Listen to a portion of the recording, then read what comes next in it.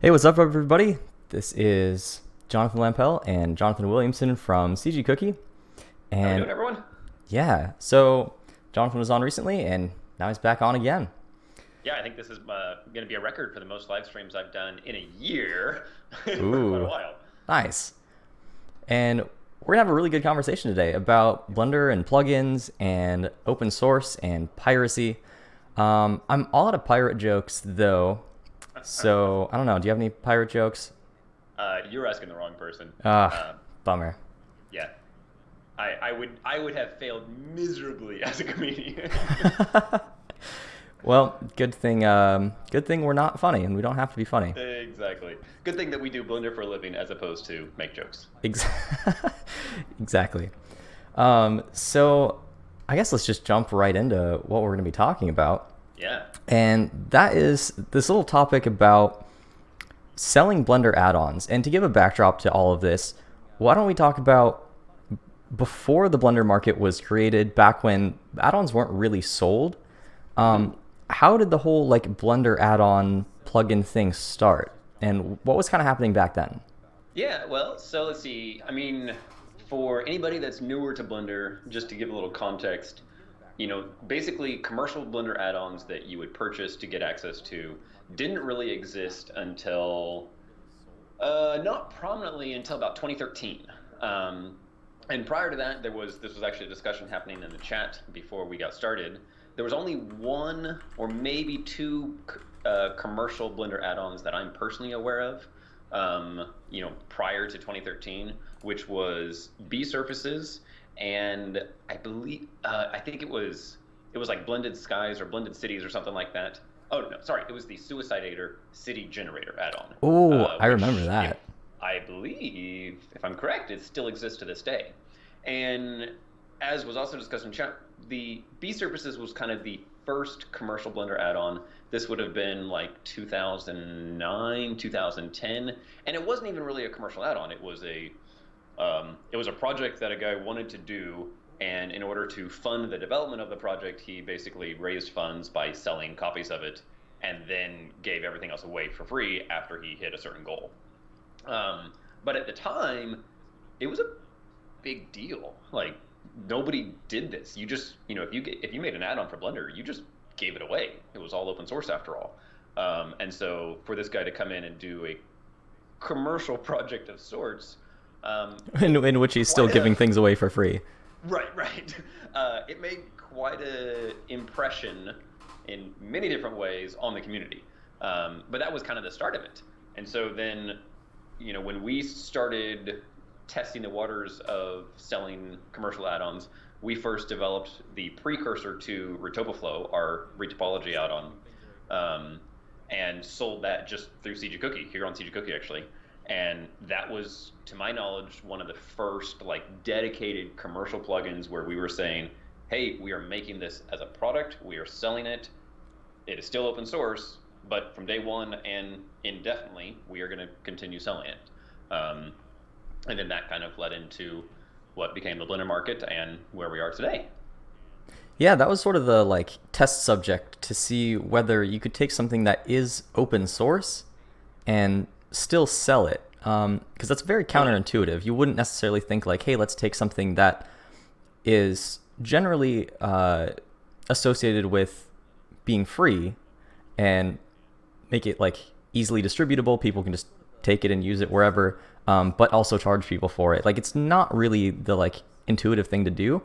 Not So at all. what kind of like led to that? Um, well, I think what ultimately led to it was number one, just a need. There was a real need to basically solve the problem of add-ons being unusable in a commercial environment, or specifically a professional environment. Um, and then also just with the number of people starting to rely on Blender as a means to a livelihood to sustain their families and their incomes and all that, not everybody can be a professional character animator, not everybody can be a great modeler. Well, some people are just great programmers, some people are great problem solvers, and there needed to be more ways to monetize your skill set in Blender than just being a professional artist or being paid by the Blender Foundation to work directly on Blender, which even to this day is still a very small number of people relative to the number of people that use Blender. I mean, at this point in time, I don't know how many paid developers there actually are by the foundation, but it's probably, you know, 2 to 3 dozen that kind of come and go within like, maybe a dozen. Thank you, Char Hunter. Hopefully this fixes the mic. I bumped you up a little bit as well, so Okay, good. yeah. Let us know if there's any other like audio, video things. Yeah. So, there's really not that many people professionally working on the Blender code base, but there's a gazillion people that have good programming skills and good problem solving skills that would, bring a lot of value to the Blender ecosystem. I bumped you up a little bit as well, so okay, good. Yeah, let us know. I may have lost my train of thought. No, that answered the question completely. And because there's a lot of people that are very good at like really specific things, but because of the amount of time that it takes, one can't just always sustain that by giving it away for free. So even if it's something that you need for yourself and you make it for yourself and it works for your projects that you need it for, then maybe, yeah, you can put it up online and that's fine. But you're not going to maintain that indefinitely for no return whatsoever. Like you can't do that. Like you would go bankrupt yourself. Like right. For anybody that hasn't tried it, maintaining an add-on or any kind of tool for software is really exhausting. It takes a lot of maintenance. Like you can't just build it once and set it out there and then just assume that it will work. By the way, Lempo, apparently we have an echo in the audio somewhere. I'm not sure if that's on my end, your end, or something else. Must be coming out of my end. I'll see if I can fix that. I'll try putting in some headphones. Hopefully we can fix it. But anyway, yeah, like maintaining a tool is a lot of work. And sometimes, even though we would all love, particularly those of us that, started in Blender and are really committed to the community aspect and the free aspect and, all those things that come with giving back to this community, we'd love to just put it out there and let people go with it. But ultimately what ends up happening is a tool gets released as a passion project, and then after a while, that tool just gets abandoned. Uh-oh, there's 4 of me. There's 4 of you? I think I got it all. Okay, keep going and we'll figure it out.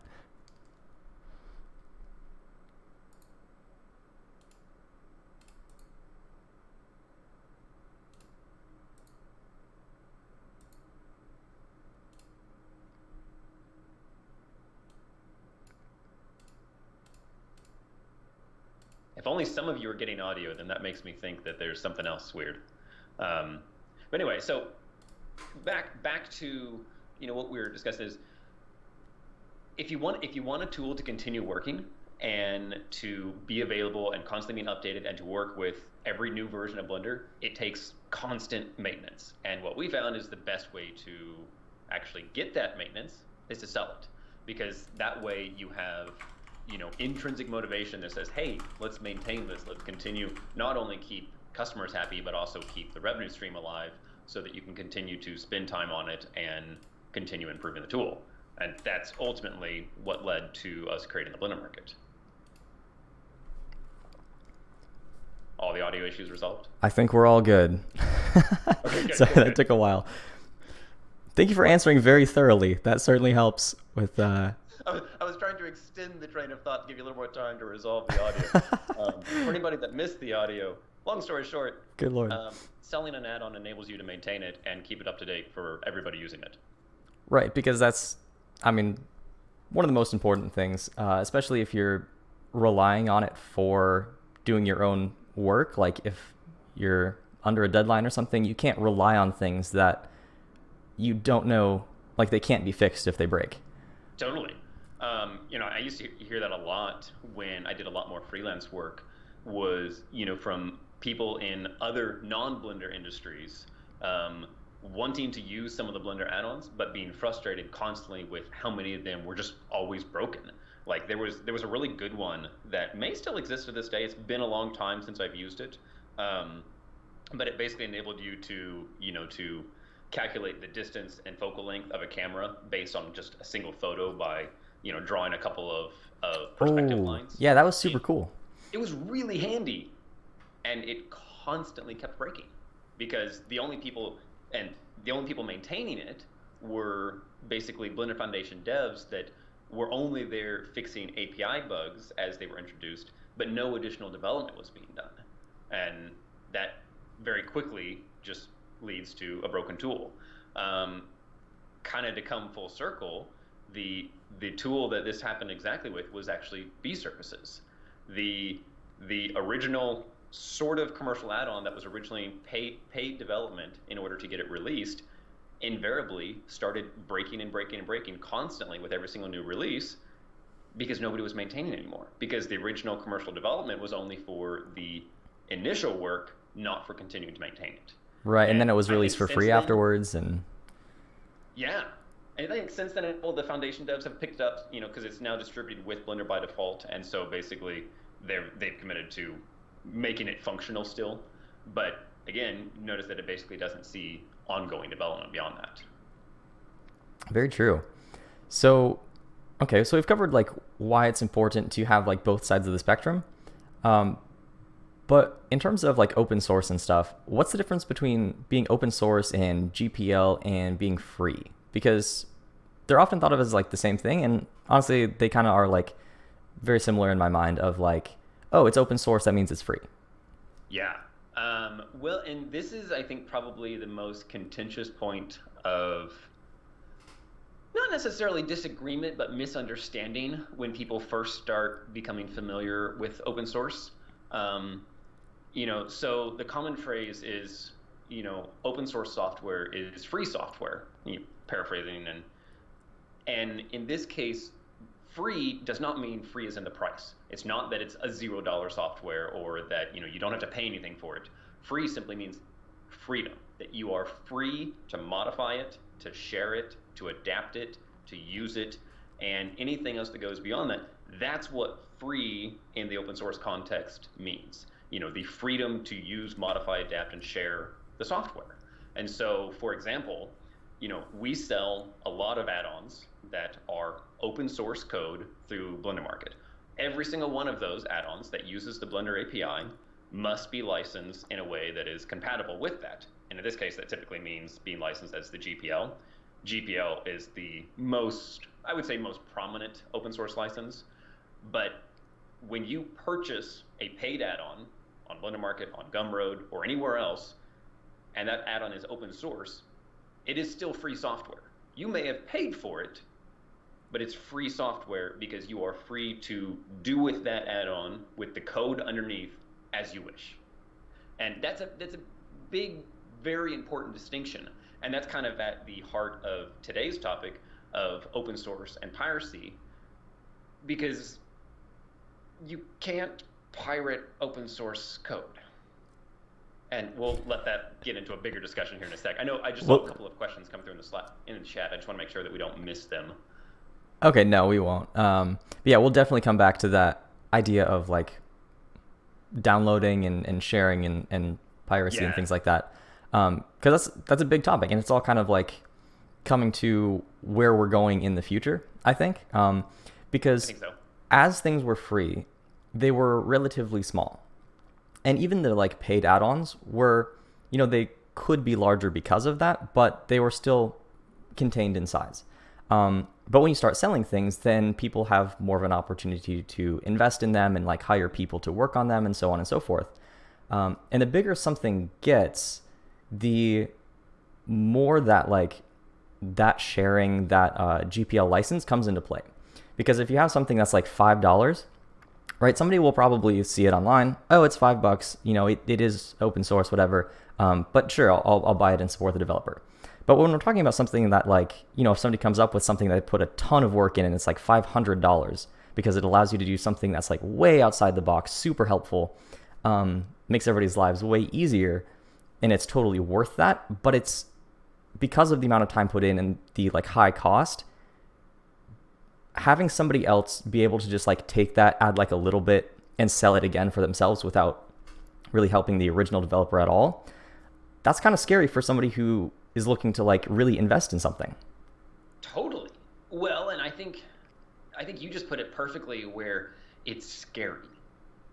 This prospect of somebody taking all of your hard, all of this work that you've put so much time, effort, and, possibly in many of our cases, literal sweat and tears into, that's terrifying, because it's that prospect of being taken advantage of somebody just freeloading off of all of your hard work.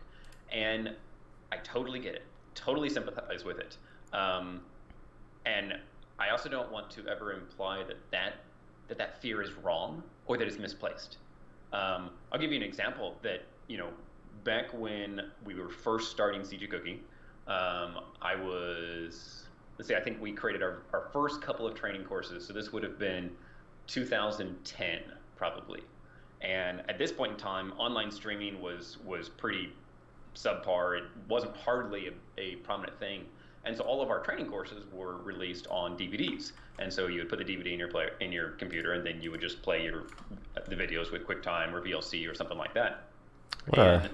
We sold a bunch of them, but it was within like 2 days that the first copies started showing up online on piracy sites. That somebody had felt the need to purchase this and then share it out with everyone else. Not even in like legitimate means. Like it was flat out on piracy sites where it was being ripped. No attribution, no sense of community, nothing. And bummer. That hurt. Yeah, especially when they have to go through the entire work of like ripping the CD, getting it mailed to them. Like, and it's not like you were selling so many that you probably couldn't have, figured out whose address it was at that point. Like, so I guess, my point is simply that this happens to everyone. Like there is definitely a certain group of people that are just determined that anything that they can personally pay for, they will share it out. And whether it's because they feel they're doing a great good for the community as a whole, I have no idea what the motivation is behind it, but it happens. And you know what? It's okay. Because ultimately one of the things that experience taught me was the value of focusing on the right group of people. Because we spent a while, we were pretty upset. So we would report the piracy sites. We would try and track them down. We'd try and track down who bought it so we could, ban them from future purchases. We did all this thing. We spent a lot of time and energy and effectively money trying to fight this issue, and it never changes. Like the very next course you release, done. It's out on piracy sites. And then as soon as we moved to digital downloads, it got even worse. Oh, yeah. It just, I don't know, maybe this is fatalistic to say, but like, okay, accept it. Like it's not that big of a deal, because the problem that we ran into suddenly was all of our time and energy we were spending focusing on the wrong group of people. We were focusing on people that had zero interest in spending money with us, zero interest in becoming a loyal, consistent, supportive customer, and instead wasting all of our time and energy on the people that would never do anything. Yeah, and I mean, I guess there's just so many people in the world that at least some of them supporting you is like enough to make it worth your while. And just focusing on them seems to be enough, at least for that. Is there like a cap to that, or is that scalable? Can you rephrase your question? I'm not sure I understand. I guess like, so there's like a lot of people who are interested in the course. Yeah. Some of them are going to find a way to get it for free. Let's actually go back to add-ons since that's the context here. But say there's a lot of people who are interested in the add-on. Say a bunch of people get it for free, and some people are going to pay. Mm-hmm. And the hope is just that the overall pool is large enough that the amount of people who want to pay is enough to like support you. Well, look at it this way. Blender is the most used 3D animation software on the planet by a long shot. I don't remember what the exact stats are right now, but it's multiple millions of downloads. I believe even every single month. And so, as it relates to 3D, you quite literally have the biggest potential customer pool of any software out there. So Pretty number incredible. one, if you can't do it with Blender, you're not going to be able to do it with anything else either. Hmm. You know, if you're still working in 3D. Excuse me. We actually had a good comment just now in the chat from DLL. Yeah, I just highlighted fully that. admits that they used a pirated copy of Retopaflow, and then that convinced them to buy it. Now, you know, obviously we can't read too much into, you know, a single comment, but that's a whole second aspect of piracy that we tend to not talk about, but is that even though we don't really want to admit it, it's really good marketing. Sure. And if I remember right, when Retopaflow first came out, it was like basically actively encouraged to go get it on GitHub and try it out. Yep. If people asked for like a trial copy, we'd send them straight to the source code and they can download the entire thing. Yeah. I mean, so like this is something that we do with basically all of our, well, I mean, we only have the one real big add-on for Blender.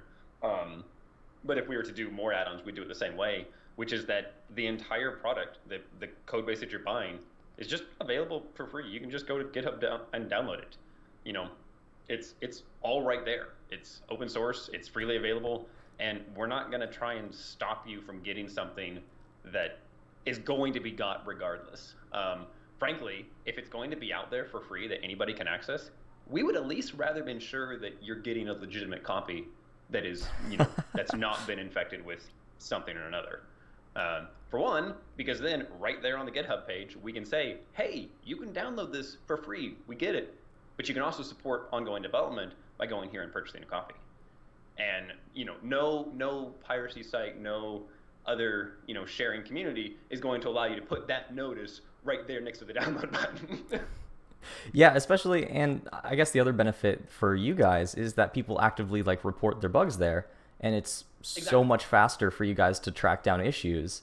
Yeah, just because of that. Well, and what's interesting is that, you know, not only does it allow customers and non-customers to report bugs directly to us on GitHub, it also opens the doors for other people to make contributions to the code base. You know, somebody else either buys it or downloads it and is a programmer and discovers a bug and then decides to jump in and fix the bug, either for themselves or for anyone. They can simply resubmit that to us as what's called a pull request and basically allow us to merge the changes back in for everybody's benefit. And that actually works really well. That is pretty nice, and it's very unique. It's not something that you see very often, at least in like the online sales space. I know we have a couple of others creators on Blender Market that are doing that. I don't know them offhand. I know I get a lot of questions from potential creators asking like, hey, you know, how do I stop people from downloading this? Or like, you know, should I lock down my GitHub repository? Or even from potential customers being like, hey, what's the difference between the Blender Market version and the GitHub version? There isn't one. It's the same code base. Sure. And that's, I don't know, to me, it's fascinating. And there's a couple other examples as well that are a bit smaller, but still show that you can still make money while also giving things away for free. And the three that I was thinking of was CG Geek has a like tutorial series on like making nature assets, and you can go through the tutorial series and make them yourself, or you can buy them for like $15 on the Blender Market. And that's like one of the most bought things on the market. Oh yeah. And he shows you exactly how to build it for free in the matter of like an hour and a half. Yeah. And there's a few other things like that. There's a couple add-ons that are free, but they just put them on the market for like $1, and that works. And also, I think Blender Guru has like a course on there that all of the videos are free on YouTube, but the video course itself is there for like $10, and it has like hundreds of sales. So there's something to this. You know what I think it is, and I think the nature assets from CG Geek is the best example of this, is the value of time. You know, anybody that is fairly competent in Blender, and even just, you know, with competent beginner skills and up, anybody can follow CG Geek's tutorials on creating those nature assets. They can create them themselves, have, now potentially lifelong skills that they can apply to other things for free, or they can purchase all the items, the assets themselves for $10 and just use them right away. And that is key because, particularly, and this is kind of going back to the original discussion in terms of a professional environment. If you're in a professional environment, time matters so much. If you're doing a freelance project and you're being paid for the entire project, or you're in a studio project and you have a deadline, saving those 3 hours that you spent going through those tutorials and all the troubleshooting, when you could just save that time and just buy the assets for $15, is worth every single penny. Easily. And I'm gonna flip this around again and say, like, this is my whole point of why you should focus on the right customers and, frankly, forget about the people that are sharing the add-ons. Is what has a bigger return on your time and your investment? Convincing people to actually pay you for your time. And you are quite literally, if you're spending all your time fighting piracy, with quotes, then that's all time that you're not spending convincing your customers to actually give you money. And particularly if you're trying to turn this into a full-time job, like if you're trying to sell tools commercially as your business, that's literally your business, is convincing people to give you money in exchange for the work that you are doing. Yep, that is true.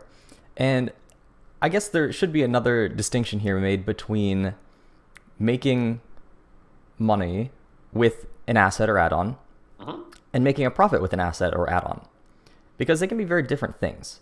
Totally. And what I'm thinking of in this particular example is a creator that was on Twitter, and they were talking about their plugins that they've made that have been extremely successful. But even so, with all of that, like, really good success and like really great add-ons and stuff, the overall return, if you break that down like hourly, based on the amount of time that they put into it, is far less than what they would be making if they just joined a random tech company and was a junior dev. So how do you think about it that way once we get into the like more business like breakdown side of things? Because we can make money, but that's not the same as making it like a viable profit. Sure. I mean, at the end of the day, if you're trying to decide whether or not it's worth your time to build a business out of selling add-ons, selling models, selling products, the first thing you probably need to know is, what's your baseline? Like, what's your bare minimum that you can actually gross as a business or an individual before you can actually make a living on that? And obviously this is very dependent on where you live, what your lifestyle is like, what kind of lifestyle are you trying to maintain? Do you have kids at home? Do you have a family? That kind of, like, all of those things matter. And so it's kind of a hard question to answer, other than you just have to know what those numbers are for yourself. Some people, like, I'll just use the United States for an example, since that's where I live and that's where you live.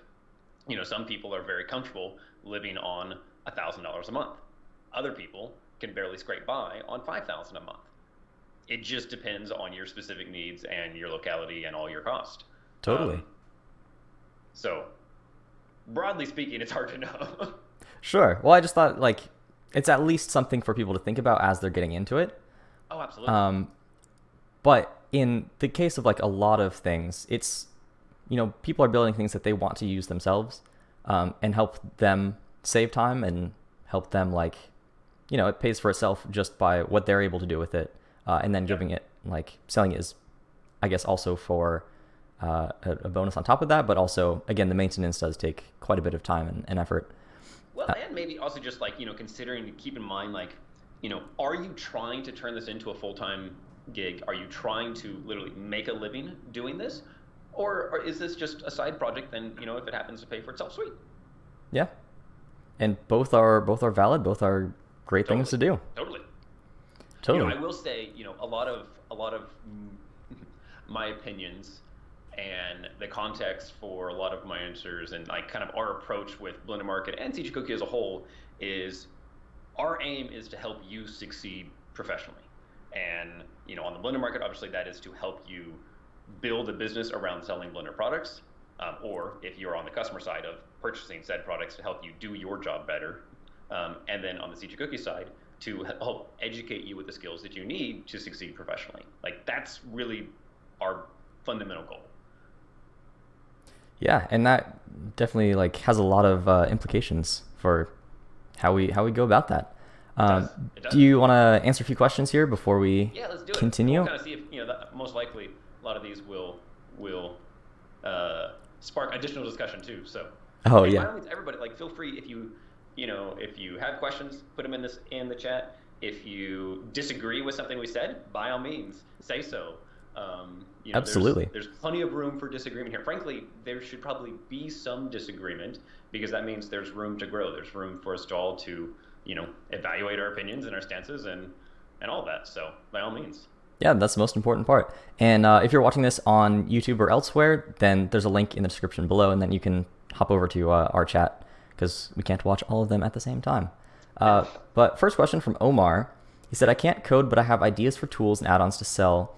If I get a developer, how do we split the earnings since he's doing a majority of the work?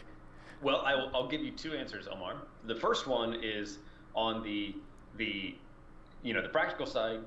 I'm going to do this within the context of Blender Market, since obviously I would prefer that you sell through the Blender Market. But regardless of where you sell through, most platforms, and Blender Market in particular, will allow you to basically allocate earnings to collaborators. So for example, when you go and publish a product, you can say, hey, I want to add this person as a collaborator, and I want them to get 30% of all of my earnings. And at that point, basically, every time a customer purchases the product, the fees are removed, your commission is calculated, and then that percentage of your commission is then given to the other person, and then we handle all the payouts. On the more broad speaking side, it's however you want to do it. I know for a fact that we have multiple sellers on Blender Market that basically they handle all of that themselves. So for example, they'll sell all their products, receive one payout, and then they split that payout up however they most see fit at the after each cycle or so. That's what's up between you and your collaborators.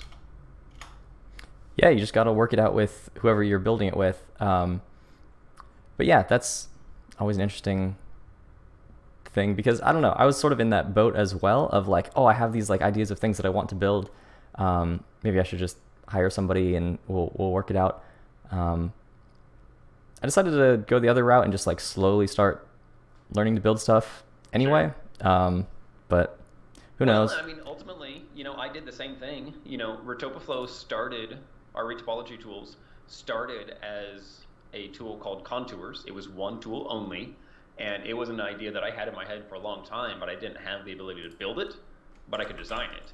And so I worked with Patrick Moore, who was a developer, and basically said, hey, I'll give you a chunk of every single sale if you'll commit to building this with me. I'll design it, you code it, and we'll enjoy the outcome together. And ultimately, that worked, and then turned into a larger project, and we are where we are today. It just kept snowballing. Yep, it did. So I guess the follow-up from Omar on that is, so if I code something for Blender, I have to see it as a gift since I don't own any of it? ? So who owns? I entirely understand the question. I think the question is, if I understand this right, and correct me, Omar, if I'm wrong, but who has ownership of the add-on? Everybody. Okay. So if we are interpreting your question correctly, because that was my same interpretation, Jonathan, gets to the heart of where so many people are either confused or disagree with open source software of sorts, which is that, I'll use myself as an example. Let's say I code an add-on, and I use the Blender Python API, and thus I have to be licensed accordingly, so I use the GPL license. That code that I make is all completely open source. Anybody that receives that code, either by purchasing it, downloading it, be gifting it, whatever, has the fundamental right to do with it as they wish, as far as sharing it, adapting it, modifying it, distributing it, even selling it. However, what they don't have the rights to is anything like a name, a logo, impersonating you, etc. So for example, any one of you can download our reach topology tools, Retopoflow, from GitHub. It's publicly available for free. You can go download it. You can modify that code any way you wish. However, you cannot resell it as Retopoflow and try and claim that as your own. You could take all that code that's behind it that actually powers it, rename it into something else, and say, hey, this is such and such, and I'm going to sell that. You can do that. Whether or not you should or want to becomes a very different question, because it becomes very obvious typically within a niche community when somebody is purely trying to take advantage of the freedom that is granted everybody, and most people tend to look down on that. Yeah, I mean, every day there's new listings of 3D software that you can download Right. on Amazon. Magic. Yeah, exactly. I remember that. And what's Yeah, I do funny too. is actually the first time I went to download Blender, I was like looking through all the different softwares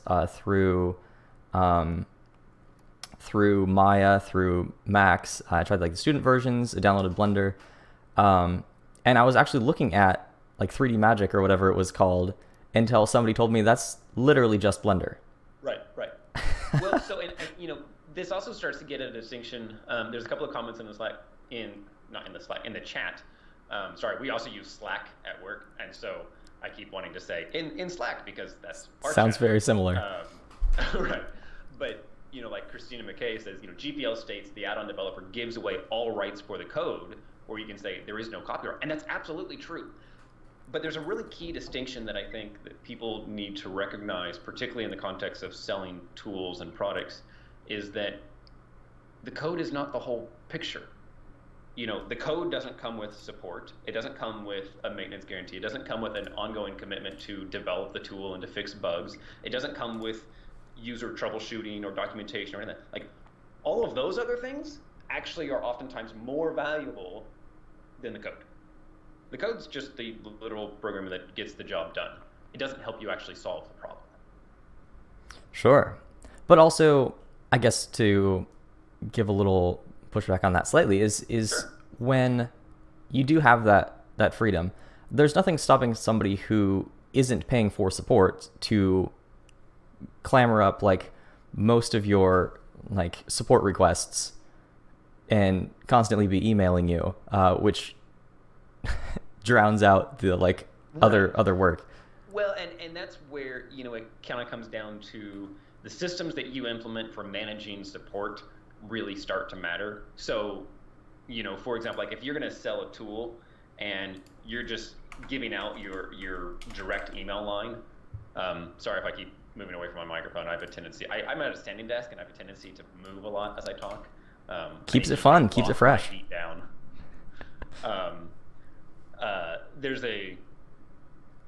So like for example, like if you're selling a tool and you're just giving out your personal email for everybody to send in support requests, you're going to get a ton of support requests from people that are not paying you, that are not customers. On the flip side, you could lock down your support channel and basically like, hey, only people that have a verified transaction can actually send you a message, which is how it works on Blender Market. So like if somebody purchases Retopoflow from us on the market, any one of those can then send us a question to say, hey, I'm having this problem, and we know immediately whether or not they're a verified customer or not. And that's been our method of managing, like, how do you basically know that you're focusing on the right people? The caveat to that is if somebody reports a bug on GitHub, we have no idea if they're a customer or not. However, I don't want to only consider the validity of an actual bug Right. if it comes from somebody that paid for it. No, because those improvements and fixing those bugs, they benefit my customers first and foremost. Yeah, Because they're especially the if it's ones something are that actually invested in everybody will run supporting into. and that I want to keep happy. Absolutely. Yeah, that's great. Let's see. Oh, so after Omar's question, we had one from Christina. She said, not a question, but from my point of view, open source can't be pirated. A morality point of view is different. I explain it to people like that. Buy it and you get support. Furthermore, you support the developers to continue the maintenance. So in the end, paying for the add-on brings you benefits. Yeah, exactly. I think that sums up pretty well what we've been discussing so far. I think you're on point. That's yes, you may anybody has the right to share open source code. Whether or not they should choose to share that is a completely different question to the individual. Sure. And to be sure, I would actually encourage, anybody that is struggling with this, that is really thinking about whether or not to create an open source tool or product or anything like that, is go back and literally read a lot of the GPL license. Read a lot of the articles that surround GPL on gnu.org, and read why those rights are, why does the GPL allow anybody to share the code? Because those things really matter. And if you start to frame it in a different context, of ensuring that programming is something that can be shared with anybody, that there's, that it basically, the rising tide raises all boats type of thing. There's a lot of good value there that's beyond just the context of, oh, you shared my project and I didn't want you to. Yeah, and I did read through it. I think I hadn't read through it beforehand, but in preparing for this, I read through the entire thing, and it was definitely less hippie idealistic than I expected it to be. It was very Sure. practical and short and concise and oh, okay, this makes sense. Yeah, it really is. There is also, by the way, there's a great site that I think it's actually built by GitHub. Yes, it is. I'll put it in the chat really quick, but it's just called Choose a License. And so basically, Choose a License is just for recognize that there's a lot of confusion around the different types of open source licenses, what those licenses allow you to do, does it fit this project, can I use it, et cetera, et cetera. So if you are that developer that's I don't know what license to use, is it MIT, is it Apache, is it GPL2, GPL3? I have no idea. It's really helpful. Nice. I think that's a great resource. Next question. Yeah. From Hoofed, if I recall correctly, there are some add-ons out there that aren't entirely GPL'd. The parts that aren't contain all of the important code, so unauthorized copying of these parts would be piracy. That's absolutely correct. This is what would kind of be known as a bridge of sorts. So, to give a couple of practical examples, it is very difficult to integrate something, basically a proprietary software, directly into Blender if that proprietary software requires that its framework or API is also proprietary. Case in point, the FBX framework for actually doing, exporting objects to FBX.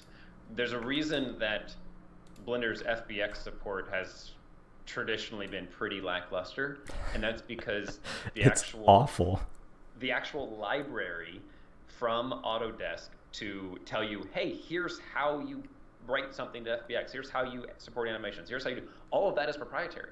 You cannot use the library, basically all the code snippets from Autodesk in Blender, legally speaking. You can use it if you never distribute it, you can use it for yourself. But the moment that you want to distribute that FBX support to other users, to the community, etc., you cannot use the actual SDK from Autodesk. So literally every FBX exporter that's ever been distributed with Blender is basically just oh my gosh, I'm blanking on the term. Where you basically just work backwards. Yeah, it's oh my gosh.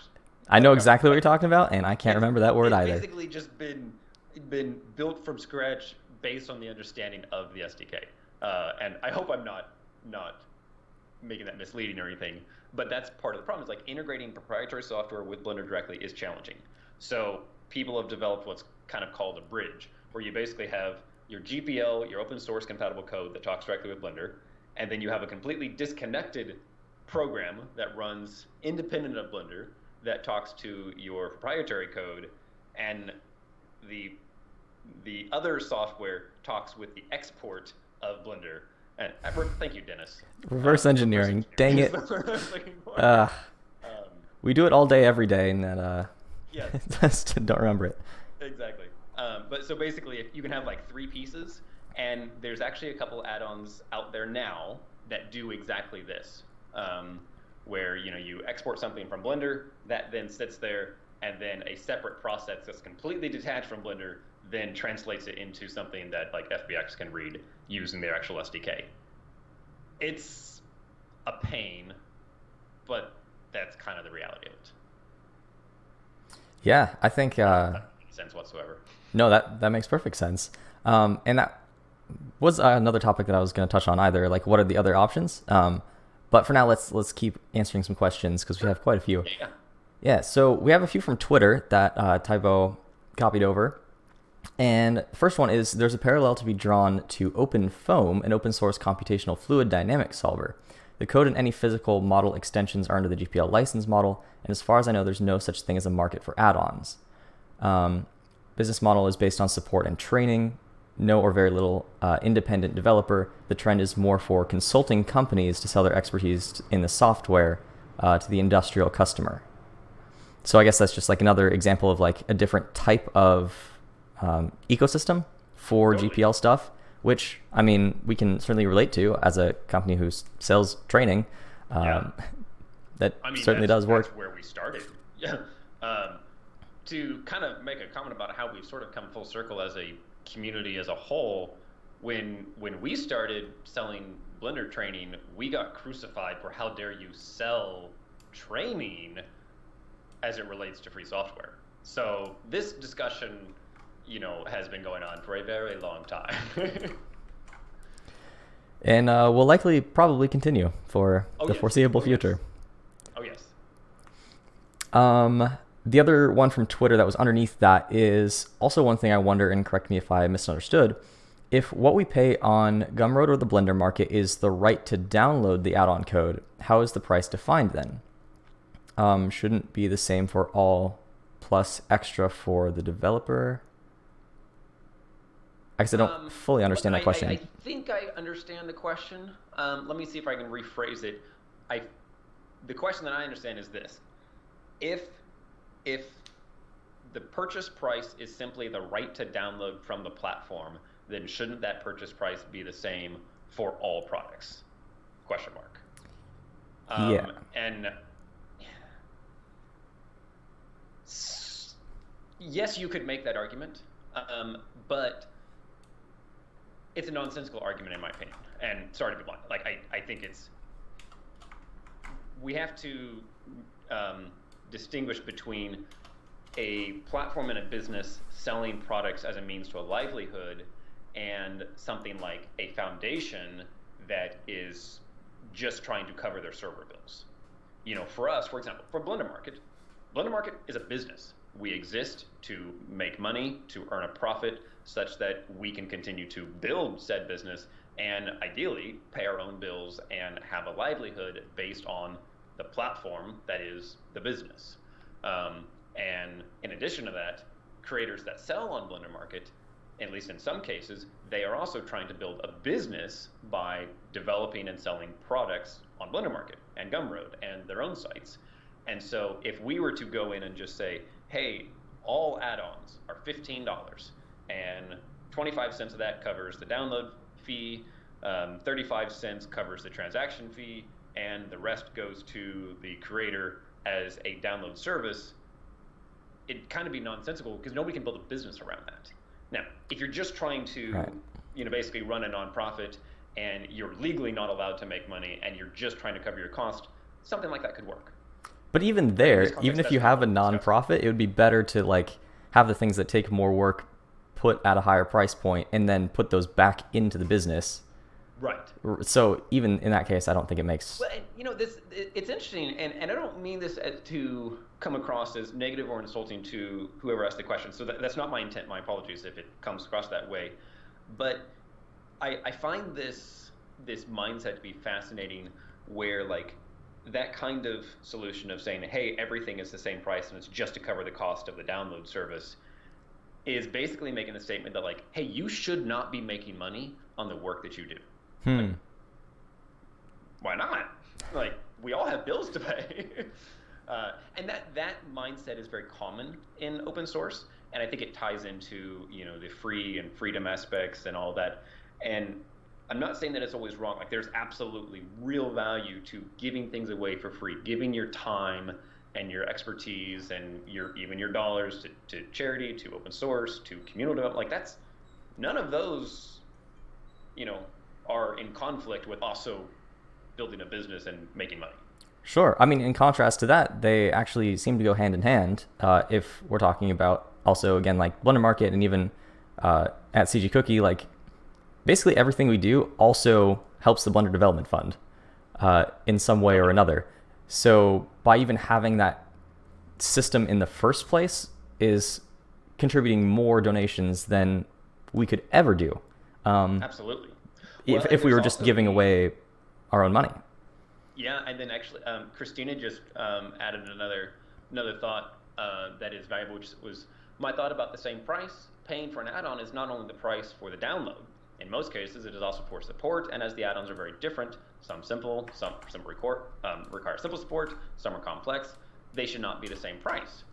And I think she makes a good point, because for one, there's another aspect to the price that, again, if you're trying to continue building a tool, it's not enough to just cover your cost. You have to make a profit, because the only way that you can expand your ability to grow this beyond your current contribution is to make more than you pay out in cost. Now, if you have zero interest in ever expanding that, that's fine. But for example, your product, if it is successful, at some point, you are probably going to get tired of answering every single support email, no matter if it's at 3 a.m. or 10 p.m. or whatever. You may want to then hire a support person that helps you answer those questions, or maybe you hire a second developer. Those things require then additional cost. Case in point, you've got to have some margins in there. Absolutely, it's just one of those things that you need. I don't know how to pronounce his name, but GP Grispa? It's a username. Can't say it. Is there any paid add-on which can move Blender forward? Blender can survive without these add-ons. Many paid add-ons are created for personal works rather than the community in mind and Blender. So I guess overall question is like, is there anything that like an add-on that is like a must-have sort of thing? And I can give a stab at this one, and I think absolutely. You're a more active Blender user at this point than I am, so you're actually much better to answer this. I guess, and it is interesting. I mean, because a lot of what I do is for CG Cookie, and I try not to use add-ons and stuff in tutorials just so that everybody can follow along. However, when I do my own personal work, that's like a different thing. And it's 100% the case that like there are some add-ons that totally push Blender forward. Case in point, if like Flip Fluids wasn't on the market and like being sold and actively developed and like improved, Blender would not have a way to get a good fluid simulation out of it at all. Like the tools that are built in are just so old that you basically have to buy real flow and then do this like ridiculous import export thing just to get it back into Blender, and it's like not really worth it. So I think that's an example of an add-on where it's like if you have something that you need to do, you're gonna get it, and otherwise the only other option is to not use Blender at all. And so the option of like, paying, a pretty high price for this add-on versus paying a much higher price for like a Houdini license or something, and relearning a different software and all that stuff, it's far cheaper and far more effective just to buy an add-on, even if it is fairly expensive. But beyond that, like other add-ons for sure are definitely driving Blender forward. Like I've seen on like the Polycount forum, which is a forum for game artists, game developers, the add-ons like Mesh Machine and Decal Machine, the creator like posts there fairly regularly, and that got a lot of attention. And some people jumped over to Blender. It was like, hey, I'll try this like Blender thing out, specifically because of seeing those add-ons.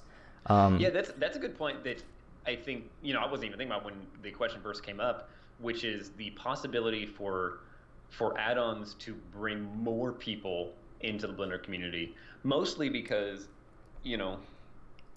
obviously there's a lot of add-ons that do things that are wildly outside of the Blender way of doing things, but sometimes that's what it takes to convince somebody like, I'll give it a shot. Oh, you know what? Now I've discovered I actually just kind of like Blender, and now you have a new Blender user. Yeah, totally. But yeah, do you have any other like examples of that, of like? No, kind of. I was just gonna say that the vast majority of add-ons don't actually add something that you couldn't previously do to Blender. Totally. Your flip fluid example is a good exception to that for sure, because there are some things. But for the most part, the vast majority of add-ons, our own included, are more about saving time and improving your workflow than actually adding things that you couldn't previously do to your workflow. And that's actually always been pretty important in my mind, that the fundamental capabilities should exist in Blender. Like, because Blender is the 3D animation and creation suite for everyone. And everyone should have access to those fundamental things. So, for example, like, if there was just like a simple fundamental thing that was missing in Blender that you just literally could not do, not just that you couldn't do a different way, but you could not do it all, I'd feel pretty strongly that that thing should be added directly to Blender and not offered as an add-on for sale. But that is very interesting, because I mean, there's definitely different types of plugins, and I think a good example of the first type is like hard ops, where it's all things that you can do that aren't even very difficult to do on your own. It just takes so many clicks that it's like, I don't want to do this. Right? It just takes like 7 different. That an add-on like hard ops can save you, particularly in a professional context where you're making lots of assets, is mind-boggling. And Mesh Machine and Decom Machine, they're the same way. And basically, you look at all the top-selling add-ons, they're all the same ultimate solution in that they save you boatloads of time. True, and some of them. True. I would have a second category there of things that it allows you to do things that you couldn't quite do before. And I think RetopoFlow and like Mesh Machine are in there a little bit, in the sense that there just aren't operators for some things, like that there's some actual like hardcore math going on there that like you can't reasonably do. Blender, can it technically do what is it, like parallax mapping for materials? Technically, yes. But you'd have to figure out the very complicated formula and implement that via a node network. And there's so much to it that like reasonably, no, technically, yeah, I guess. Or some like, math on the vertex manipulations that, yeah, technically, but you're not going to. and that's where my eyes just go wide, because I don't understand any of how parallax mapping works. Right? Yeah, I think I tried diving into that node group a little bit, and didn't understand it at all. Yep. Not even a little bit. Shall we move on to the next question? Yeah. Next one is from Dennis Brown. In my opinion, writing anything outside of open source in most cases doubles development time and isn't worth the time avoiding, especially on small projects. And Dennis certainly knows this as one of our crew, and also the developer of Barista for Blender. So, I mean, and that is something that, spent quite a bit of time on. So, I think that's very true. Totally. Well, that also speaks to some of the intrinsic value of open source, and that value, applies to even your own small projects, maybe without realizing it, is that because of software being open source and your own software being open source and Blender being open source, there's this incredible wealth of knowledge that you can now pull from, that sometimes just, the typical example is like, well, I just copy and pasted that from Stack Exchange. It's like, guess what? Those types of things don't exist in a lot of proprietary systems because they can't legally be published that way. Like, all of your ability to learn scripting or programming through sites like Stack Exchange, through even like copying and pasting other people's code, that's because of open source. That is a pretty big deal as well. Just in terms of like getting new developers, even getting people interested. The ease of learning has definitely helped me a lot. Like, if it was very complicated, if I had to like dig through a whole bunch of like paper manuals from the company itself, like there's no way I would even be interested at all. No, it'd be terrible. Next question from Austin. Do you guys have a Gumroad page or any other type of donation users could donate to? I think the price on Blender Market for RetopoFlow is around $70, and for me personally it's high, but I'd like to donate what I can. That's an interesting like in between. Like, why not set like a flexible price? Totally. And that's something that So to first answer your question, yes, there is a donation page. If you activate Retopaflow inside of Blender, there's a little button in the bottom left corner that's basically like buy us a coffee, and that you can send funds directly to Jonathan Denning, the main developer. It will go directly to his PayPal account, and then he can buy coffee with those funds. We don't see it as a business. It's not a business donation or anything. It's just straight to the developer to help him out any way you see fit. The second half of that question, the whole pay what you want model for contributions, it seems that it works really well on Gumroad. I find it to be a bit fascinating. I have very mixed thoughts on it from a business standpoint. We don't currently support it. I don't know if we'll support it in the future. Maybe we will. I don't know. That's probably worth a whole different discussion on its own. Sure. Yeah, that's definitely a deep topic. A question from Omar. Do people complain that an add-on, as time goes on, probably drops how much it sells, but still the maintenance goes up? So there's a big hype around the release, whatever. A bunch of people buy it. You get all that, you get the cash, but then after that, with all the support, you're not getting new, influx of resources, right. But your support goes up. This is probably the number one reason that creators, and I should listen to my own feedback on this because I didn't do it, should do an occasional paid upgrade for their tools. And I know it never goes over very well with customers, at least sometimes, but really it's really beneficial to basically say, hey, for the last 3 years, here's one version. Anybody that bought it within that gets that tool. Hey, now we're releasing version 2. It's completely rewritten. There's tons of new functionality. And you know what? Any existing customers get it at a discount. Any new customers, here's the price. That's why that software upgrade model exists, is because, it's the law of diminishing returns. If you have 1,000 customers all bought at once, but you continue to support all of those customers for years on end, eventually you're going to have more support than you have revenue coming in. Mm-hmm. So you have to take that into consideration. Speaking for ourselves, we almost did that with Retopaflow 2. We almost made it a paid upgrade. Ultimately, we decided not to because we didn't feel that the 1.x series was good enough to stand on its own because it had a lot of problems. And so we felt that to warrant a paid upgrade, we had to first get version 2 out, and then we could consider a paid upgrade in the future. Yeah, I think it's just a business decision like any others. Totally. It's kind of on the creator to figure out their baseline, as you said, before diving into that. But there's certainly a lot to think about as well, so it can be a little bit challenging. It is, and those are not easy problems to solve. Case in point, how do you know at what point is your support too great and you have to raise more revenue? It's all very fuzzy. Welcome to running a business. These Yeah. are questions that you will constantly keep asking yourself. You think you'll solve it once, and then 3 months later it'll come right back at you. Oh, I imagine.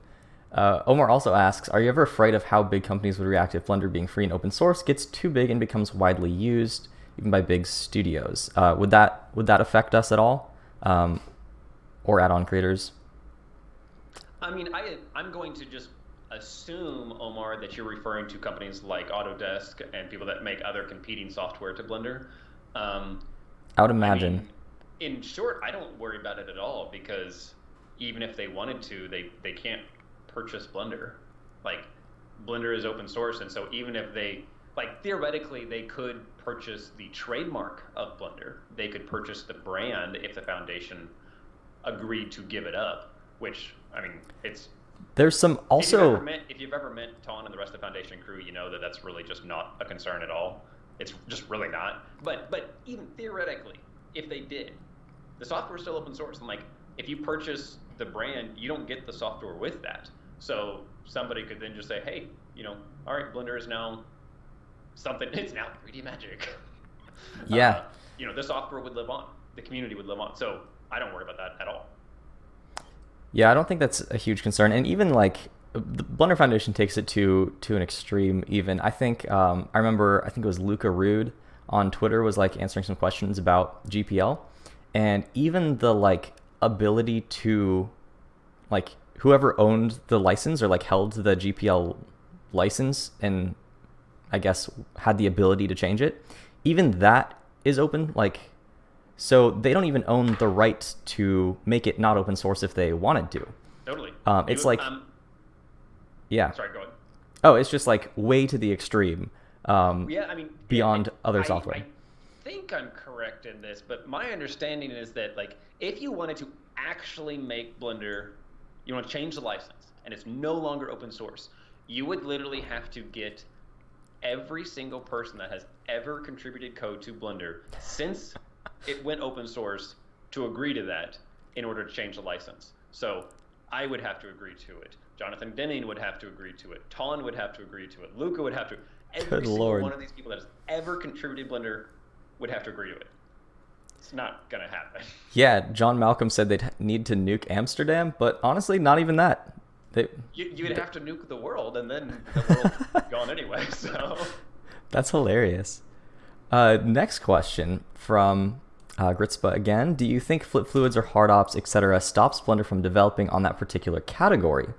Since many won't complain about its development in Blender rather than rely on the add-on. And I think that's a fair question of like whether add-ons stop other development in that area. And my guess would be no, because there are so many areas that need development and a limited amount of developers who contribute to Blender that say that there's an add-on that makes animation very easy.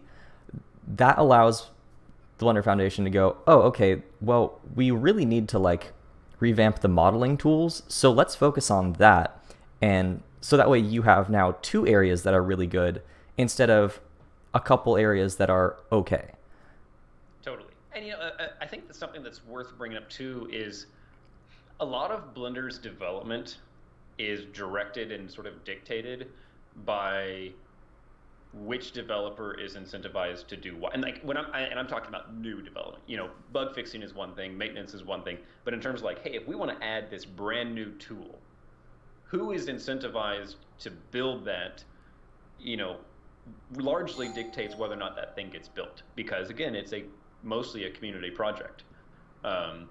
So whether that is a studio quite literally hiring a developer and say, hey, we want this tool, we want to pay you to develop it and then contribute it back to Blender, that's one solution. One is to petition your friendly neighborhood Blender developer, say, hey, would you consider adding this to Blender?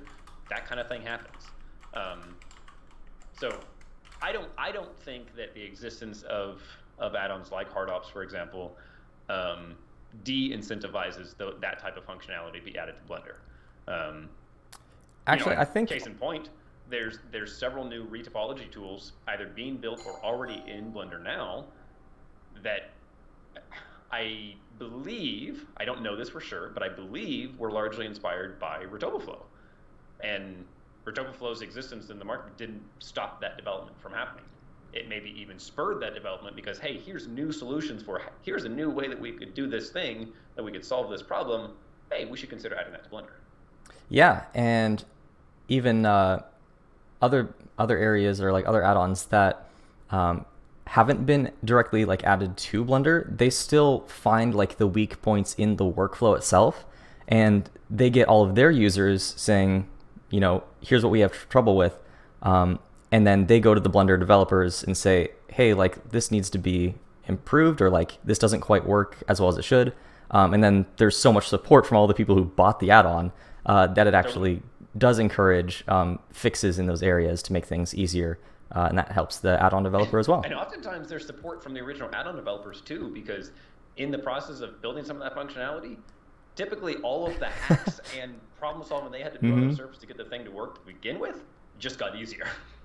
Yeah, and I've seen many bug reports from add-on developers like on Twitter that they say like, hey, this is stopping like development of this add-on. Jump in if you can like help figure out exactly what's going on. And people will respond to that and go jump in and try like help test things and whatever. So I think it does encourage development. But a good follow-up to that is by Tybo. He said, are the developers allowed to implement an add-on, at least its core code, in a release? What can happen then? Is there like a gentleman agreement between the add-on developers and the Blender developers to prevent that? For example, implementing some of like other add-on functionality Sure. of just taking it, putting it in, and calling it a day, and then whoever made it is like, well, that's kind of a bummer. I just put all this time into it.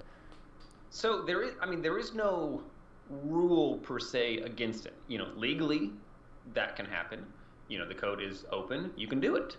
But there's a couple of practical implications that stop that from happening for the most part. One of it is a gentleman's agreement, in that a gentle person's agreement is that, for one, the Blender community is quite tight knit. Like, I'm just going to venture a guess that if somebody wanted to come in and say, hey, you know what? I feel like we should add Rotopaflow to the Blender add-ons repository, and it should be distributed with every single version of Blender that then a user can enable.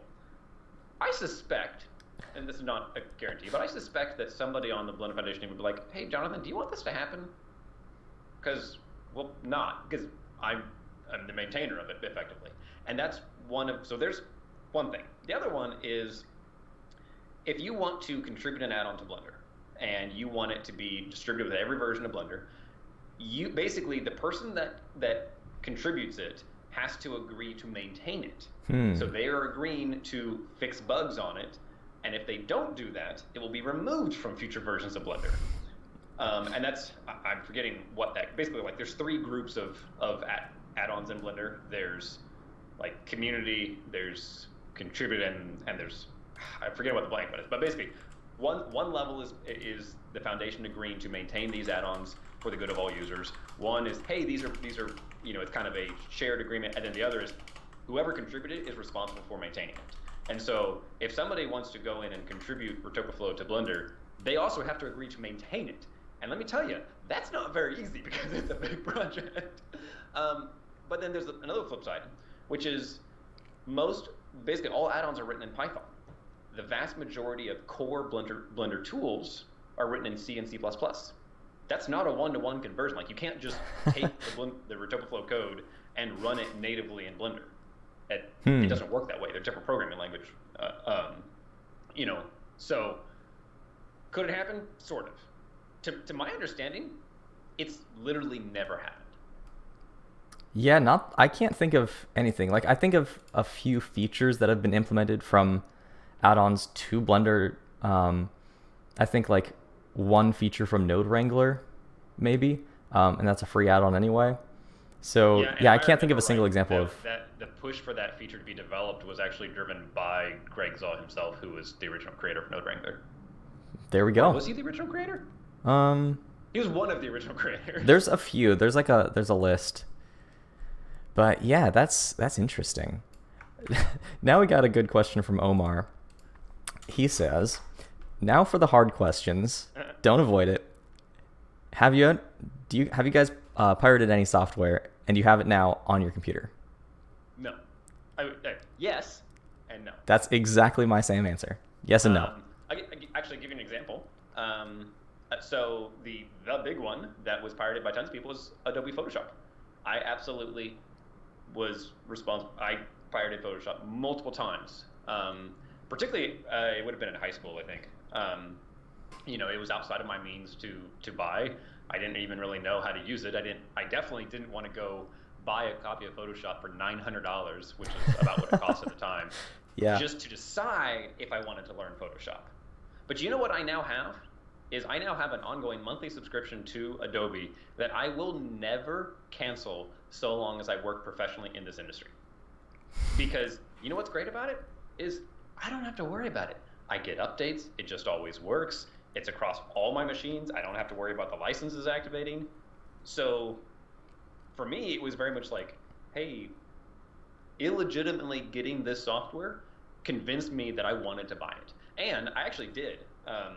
Even before they moved to the subscription model, I purchased 1 or 2 copies of I think just Photoshop. I may have gotten Illustrator too.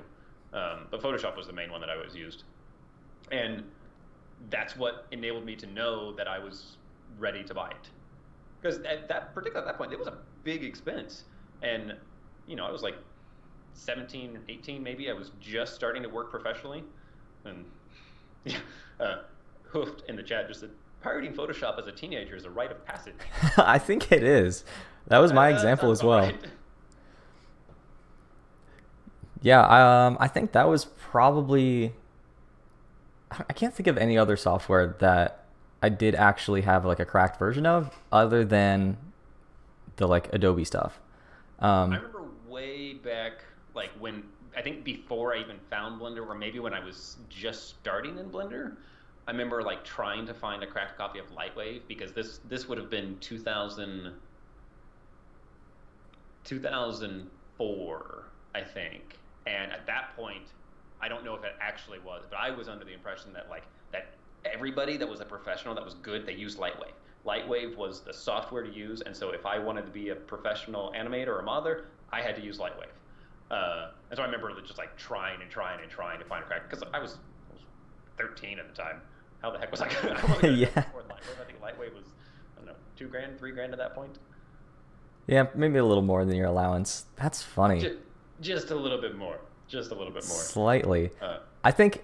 Oh, I think I had like a couple other things that I did find. I had an antivirus for a while that I had like a cracked version of, that that I sounds don't like a good even way to use get a anymore. virus. Right? It seems a little counterproductive. But it was legit and it worked. But now it's kind of obsolete and doesn't matter.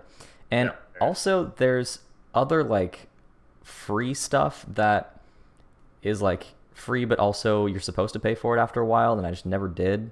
Um, I don't know. They don't cut off your ability to use it, so it's like, Sure. well, all right. So that I mean that brings up an interesting point of like obviously here we're talking about like supporting developers and whatnot, but also at the same time like yeah we've done that as well. Like obviously it's not something that like keeps us up at night, but should it? No, I don't think it should. Um, Now, with the exception that if you are a professional artist, a professional developer, that you are making money with your skills and making your livelihood, and you are still relying on cracked software, personally, I don't find that to be okay. That is And I a think bit that's different. where this kind of goes back to our original discussion of focusing on the right audience and recognizing why sometimes people pirate, or in the case of open source software that can't actually be pirated, getting in means other than the intended means, um, is it's really worth empathizing with your audience, with your customers, because like Jonathan, like for both you and I, us having illegitimately gotten a copy of Photoshop way back in the day was the thing that enabled us to be certain that it was worth us spending our money on. And I'm Yeah. not saying that everybody's that way, but the vast I feel pretty confident in saying the vast majority of people are inherently honest, they're inherently good people overall, and most people, particularly if they're using software professionally, would prefer to feel good about the software that they are using and the way that they acquired that software. Is that global? That doesn't mean that there's not the occasional bad egg. Of course there is. But empathize with why people, the fact that they want to use your software, even if they got it illegitimately, number one, that's a good thing. Let's acknowledge that to begin with. Like, somebody wants to use the thing that you spent all your time and energy creating. Cool. And enough to go through the various hoops that you need to go through to Totally. acquire that. Yeah, yeah. All right, let's see. I think we had a couple more questions come through, didn't we? I think the only other one that I found was from Omar. Are a bunch of lawyers involved Oh, yeah. to run the Blender market? Should people developing add-ons ever get a lawyer? I mean, there is not a bunch of lawyers. We have a lawyer that we work with on a fairly regular basis for both CG Cookie and Blender Market. As to whether or not whether or not you as a developer or creator should get a lawyer, that's up to you. If there's one thing that we cannot do is we cannot give you legal advice. And if it Very wasn't true. already said, we should preface this, like particularly as it pertains to the GPL. We're not lawyers. Like, don't Entertainment take anything purposes we only. say with a a legal standing or anything like that, because we're not. Personally, I think if you're just getting started and you're just trying to decide where to put your time and energy, spending all your money on a lawyer is probably not the most productive thing. If you're That's, already large enough to where you are genuinely thinking about it and like have concerns to raise with somebody, then probably one should. totally. Yeah. I'll answer this question real quick from Consequence. Can we get a Discord server? The answer is yeah, anybody can start a Discord server. We at CG Cookie are just not particularly interested in maintaining yet another outlet for the community. If I can say that in a positive way. I think that's fair. Yeah, I think there's community run like unofficial servers, I think. Yeah, actually, isn't CG Cookie Dash Community? I think that's actually already out there. Yeah, it might be. I just don't think any of us are on it, but some of our members are. Yeah, I know. That's definitely something that is challenging a little bit for us between CG Cookie and London Market is just narrowing our focus and trying to actually like help everybody that's on the platform. Is if we add another outlet, then it's another avenue for us to not catch everything and not be able to engage as fully as we would like, and so we don't tend to start one. But by all means, we've got no issue with people starting a Discord server and inviting people to join and participate. And Totally. Yeah, and if you have any other like last questions, let us know. I think we have a few more things to talk about, but yeah, overall, yeah. So I guess my last thing that I wanted to cover is, say we're watching this as a developer, and I'm still somewhat concerned. It's like a little bit like uneasy. Like I don't like the thought of like people just taking what I have and building on top of it and selling that, or just taking it and giving it to a bunch of people, and not like, I don't know, reducing the amount of time that I'm able to spend on it. So what are the like quick wins, or what are the different options for limiting the potential downside? And the couple that I'm thinking of are, we already touched on like using like a software bridge. One is using like a unique key for your products, so you can tell who is a legitimate customer or not when they ask for support. And the other one is like also bundling assets with your add-on that are not GPL. Do you have thoughts on any of those?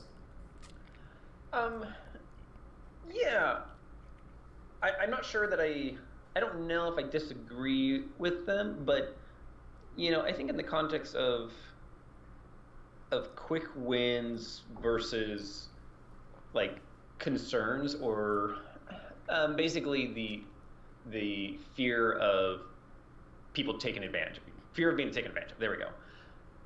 I think the best, quickest win is to just get something out there. Try and validate your ideas, and then see how you can build those ideas into something larger. I had this was a long time ago, and I don't remember who they were, and that's probably for the best, just for the sake of like, I'm not trying to share somebody's past failure, but rather share an experience that I had with somebody where this person spent literally years trying to come up with a plan for building their product from day one that would reach a massive audience, that they would be able to retire on the income from this, that they would be able to revolutionize this aspect of the Blender world. And they literally spent years and thousands of dollars on it, and they never built anything. Like the thing never happened, because at the end of the day, the thing that they didn't do was validate if the idea was valid. Like they never validated or tested whether or not anybody actually wanted the thing that they were promising to build. And at the end of the day, if you're going to make a product, the very first thing is you better make sure that it's actually solving a problem that somebody else has, or at the very least, solve a problem that you have. Because chances are, if you have a problem, most likely somebody else has it too. Absolutely. So to me, the quickest win is to, and I know this is hard, but it's quite literally set that fear aside, build an MVP, and then just put it out there. Even if it's just putting it out there for free, like if you put something out there for free, doesn't mean that you can't then charge for it later, or that you can't, change how it's released or how it's designed. Like you can always change those things. Absolutely. So. We got one more last question from Omar. Do you feel that piracy has ever put a major dent on your earnings, or do you feel that maybe piracy is a positive in the sense that after people are trying it, they come to you for your product and pay for it? We kind of touched on that a little bit already. Yeah, I mean, to be honest, I don't know if it's put a dent in our earnings. And I know that, there are multiple seller or creators out there right now that claim unequivocally that it is putting a dent in their earnings. And yeah, I don't have their data. I don't have, I don't know how they're determining that. How do you, I was going to ask a follow up on that is like, how do you measure what you would have gotten? Because you don't really know. I think that it is drawing lines between dots that may likely not exist or that may not be related. I'll give you an example. Okay. If you release a big product and it's selling consistently for a few weeks, and then one day it gets shared somewhere, and the next day your sales seem to go down. Causality is not causation. That's it. Like you can make that assumption that is why your sales went down, but you don't know that for sure. And so since you don't know it for sure, why expend so much time and energy on that problem when instead you could be solving actual customers' issues that are likely to turn into repeat customers? There's a general rule in business that absolutely applies, that it is dramatically easier to convince an existing customer to pay you again than it is to convince a new person to pay you for the first time. And that's why, like, for example, in CG Cookie, we have a particular trend that we watch because CG Cookie is a subscription-based system. It's called lifetime value. What is the lifetime dollar value that the average customer has spent with us? Over the entire period of their customer livelihood, how much money have they spent? As long as that number is continuing to go up and our total customers is going up, we feel pretty good. Like those are two of our main lifelines that we watch. If our lifetime value is constantly just plummeting, that tells us that we are not doing as good of a job convincing new customers to become repeat customers. Yeah, I'd say that's even more important than the initial amount of customers. Like even if our number of customers is going up but the lifetime value is going down, that's still a very worrisome thing. Totally, because that means that literally customers are leaving.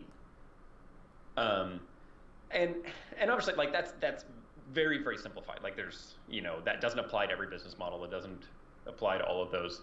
So to go back to Omar's question, like has piracy put a dent in ourselves? I don't know. Probably. But honestly, I'm not worried about it because just in this chat where we have, 80 people or so tentatively active and, about 15 to 20 people commenting consistently. Yeah. At least 2 of those already admitted to having freely downloaded or quote unquote pirated Riptopaflow and then purchased it. Cool. Yeah. That's awesome. We can't extrapolate that out to the entire general audience, but point being is that I choose not to focus on that, on whether or not piracy hurts our sales, because I can't measure it. I do not have the ability to unequivocally measure that. But what I can do is I can measure it like, hey, if I talk to these 1,000 people and 5 of them bought it, cool, I can measure that. Like I know what the value was there. I know how much time I spent and how much return I got. Sure. And I think one of the big lessons out of all of this is that you can't really plan for or bank on the potential unknowns or what ifs, or all these things that are very, very vague and hard to quantify, when there are things that you can do that give you immediate feedback that are very easy to quantify, easy to focus on, and easy to to work on to improve, and just focusing on those things rather than the unknowns that you don't really know whether or not it's actually helping or not. Yeah, I think that's a great point. I'll add one other thing that is not measurable at all, but which is, which problem is more enjoyable to work on?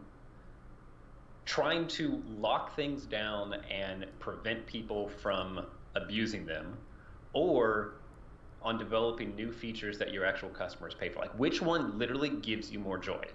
And I'm not going to answer that for you, because that's for you to answer. Yeah. But if the emotional impact of those two things is dramatically different, I would encourage you to focus on the one that has a more positive impact, because at the end of the day, you should be happy in your work. Like, really, like, you should enjoy the things that you do. And if you're in just a miserable state of mind because you're so focused on how many people you feel are abusing your work and are stealing from you, or whatever it may be, maybe that's not a great mindset. That is very, very interesting. I hadn't really thought about that aspect of it, but like the overall impact of, I mean, I would say that even goes for users as well, people who use the software, and how they feel about their own work, on whether what they're doing is valuable enough to purchase something for it, that it's worth investing their time and effort and money into building cool things. I have absolutely purchased software after pirating it, because every time I would use it, I loved the software, but then had that nagging guilt of, I didn't purchase this. So, yeah, totally. It's definitely worth it. And I think, yeah, the big thing that I've got out of all of this is that, like, just to focus on the people who do matter and are very clearly making a positive difference, and just focus on giving them something that they love and are really excited about. And I guess not worry too much about the other people, I guess the freeloaders or whatever. They're probably going to do their thing, and we can do the basic things that, make it so that it's a little bit harder, right? Like doing some very basic security things on your computer, make it far less likely to be hacked just by a couple simple things. Sure. Well, make a really big difference, but beyond that, you probably don't need to go the whole gamut. Yeah. Well, maybe I know that we're starting to run a little tight on time, but why don't we talk about that a little bit? Because I know there may be some people listening that, feel very strongly about the value of anti-piracy tools and things like that, and I don't want to discredit that. So, sure. If you're feeling discredited or anything like that, that's not our intent. So maybe we can talk a little bit about, some simple effort. Oh, excuse me. Some simple efforts that people can take that don't put barriers in front of your customers. Do you have any examples that come to mind, Jonathan? I guess the ones that were already mentioned a little bit of bundling assets that are not GPL that are used with your add-on, so that makes it technically, users can't just distribute all of that at once. It'd take a very long time to like piece that apart. And also, yeah, selling through the Blender market, so who's a legit customer or not, rather than just like opening up your email inbox to everybody. Beyond that, what else do you think? Yeah, I mean, there's one avenue that I don't like, but that a lot of other non-Blender softwares have done, which is basically license activation. I personally have zero issue with license activation. If somebody wants to build a licensing server and in order to use the software, you have to enter your license key. Okay. As long as you're taking steps to ensure that, that it only requires an internet connection for the initial activation, things like that. Those systems are mostly okay, as long as you're not burdening your customers, basically. Like, don't burden the people that literally gave you money to use the tool. And I'm sure if there's honestly, the one that brought up, Jonathan, of basically requiring authenticated access to your support channel, to me that's the big one, because so much of of business is support.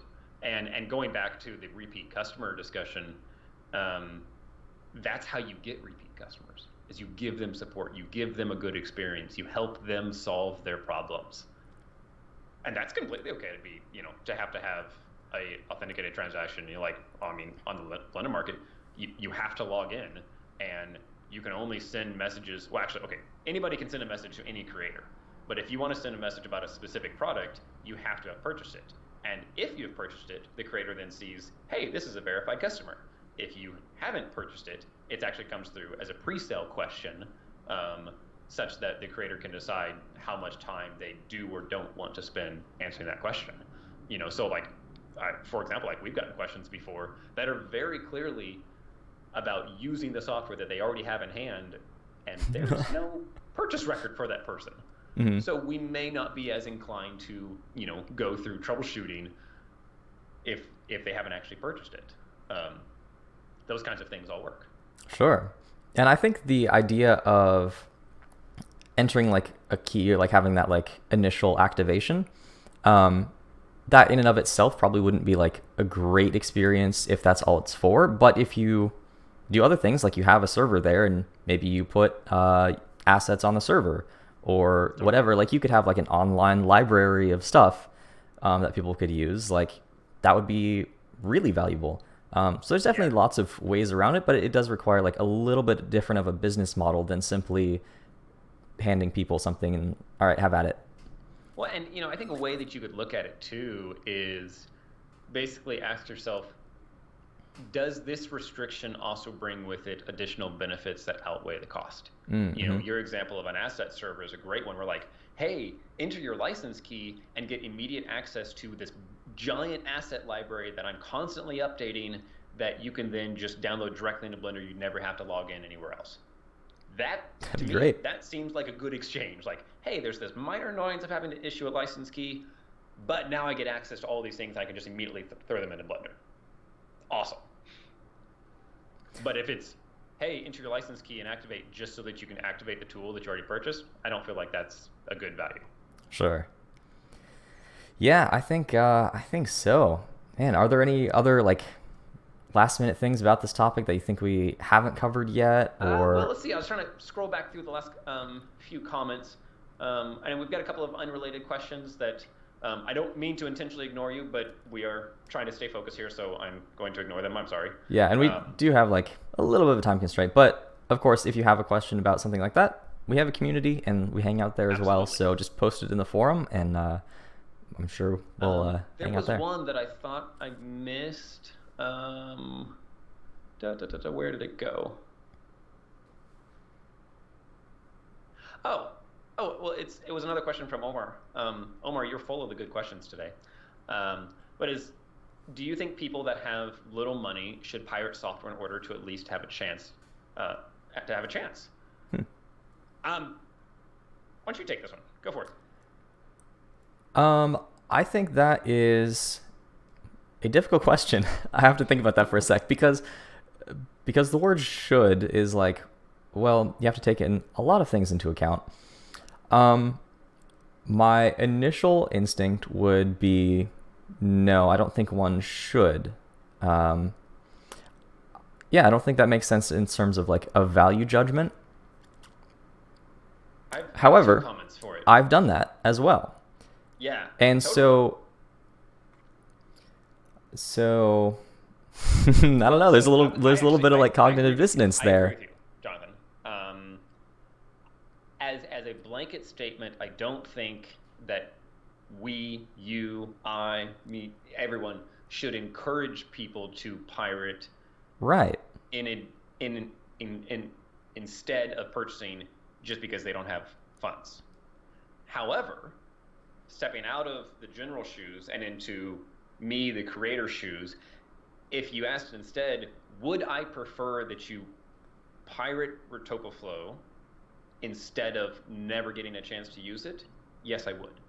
Because for me, as the creator of this thing, it's more important that you get exposed to it than that I simply get paid. And to me, that comes from, like, it's the same stance that HBO originally took whenever they started to get a lot of basically people just like sharing their HBO logins constantly. I And think this HBO video has got basically to be the came out, it was like, most pirated thing on the face of the yeah, planet. yeah, it was Game of Thrones, right? And he was basically like, look, I would rather you fall in love with our content than never see it at all. And so if the way that you fall in love with our content is that you pirate it, go for it. Hmm. Because, and I think this goes back to our previous discussion, like he sees that as building or growing a potential future customer. And so I guess for Omar's question in my mind is, am I going to encourage people to pirate software that they can't afford? No. No. But I will say, if you're asking to pirate my software, Ah. so to me, Yeah. that's the difference.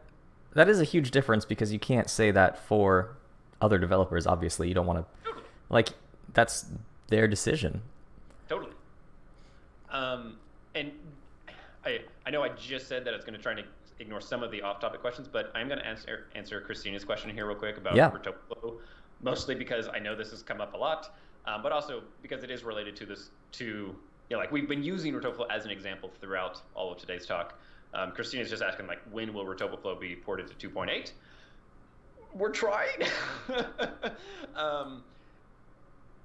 I can't give a date on when the 2.8 version will be done because that date will probably be wrong. Jonathan Denning is actively working on it, and it has proven to be one of the most difficult upgrades maybe that we've ever done. Basically, like, Jonathan has gone back. By the way, there's 4 Jonathans on the team. Sorry if you guys keep losing track. Jonathan Denning, the Rotoplo developer, has effectively rewritten the vast majority of it from scratch to now work within the new Blender 2.8 API because the amount of changes are substantial. So there will be news soon. I just don't have it yet. There we go. And then I think we had just a couple more questions, and then we can probably try and wrap it up here in a few minutes, you think? Yeah, there's a good one from Jonathan Mercado. He says, I upgraded my level of art to start offering myself as a beta tester, and that helped me get a lot of access to add-ons for free and help the add-on creators sharing the benefits of the add-ons, so that could be also something else to have in mind. And that is true. I have done that. There's value to that as well, of like getting that like early access, helping them work through problems and whatever, just for the, I don't know, privilege of using it a little bit early. That's valid. Yeah, and you know, that's something that is hard to find is there's a big difference between somebody that wants early access just so they can access your tools early and claim that they'll help you troubleshoot, and somebody that's actually a really good beta tester.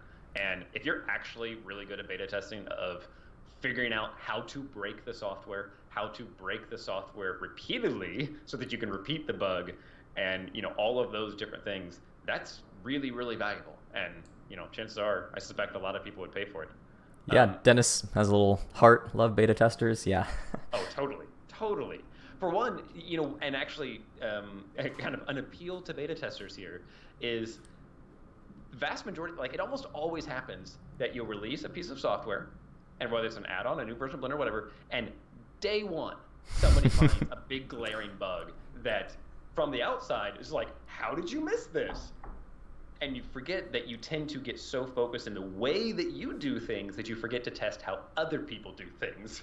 And so the simplest of changes can completely break something if you don't have good beta testers, like figuring out, hey, what are the other ways that somebody could do this? You know, are we sure that this sequence of events is what every person is going to do? Because it's not. Yeah, absolutely. Moving on, Consequence, what do you think of environmental cubism? I have no idea. I don't have an opinion on it. I didn't want to ignore your question because I know you've asked it a couple of times. I don't think this relates to piracy or add-on development at all, but to be honest, I don't know what environmental cubism is. We'll have to look it up later. Sounds cool. Yeah. I like cubism in general, so I'm sure applying it to environments is pretty sweet. So I guess to wrap it up, thanks for coming on and talking with us about this. I know it's sort of a hot topic in the sense that as add-ons are becoming more and more prevalent, like there's so many more now than there were before, and also they're also like increasing in quality by a lot. That also comes with it an increase in price, and so as like some of the like larger players are looking into investing in like building these things, having a good understanding of whether or not that's worth it for them is a pretty big deal. And for some people it is, and for some people it isn't, I think, at least at this time. But that's something that will, like, the space is definitely going to continue to grow.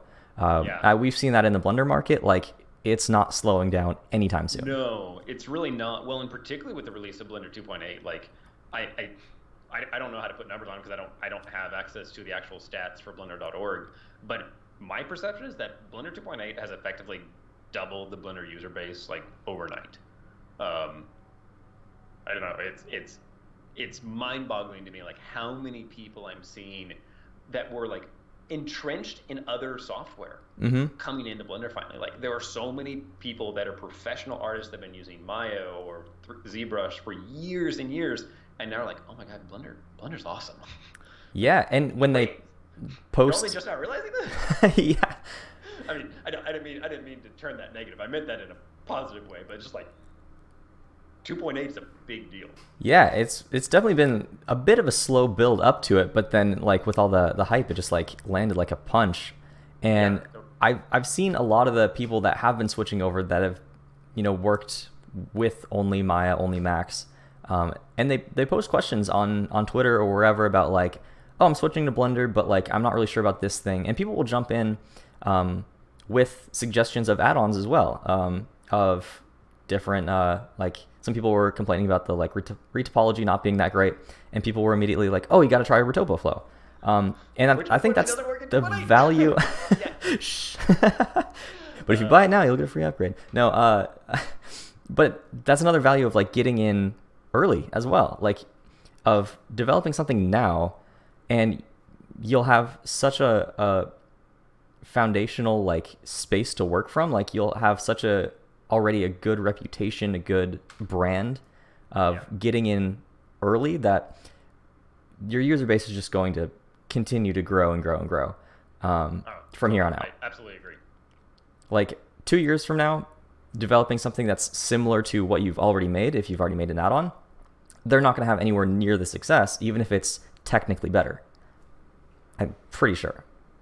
Absolutely. Well, there's this both fortunate and unfortunate reality when it comes to, particularly in business, but like in just about anything, that your technical ability is not a guarantee of your success, nor of your status in the rankings against other people. Yeah, that is both good and bad, for sure. There's lots of people that are very successful that maybe shouldn't be on technical grounds, and there's lots of people that are very, very technically proficient or even acclaimed that are not successful in professional grounds. You know, those two things are not directly related.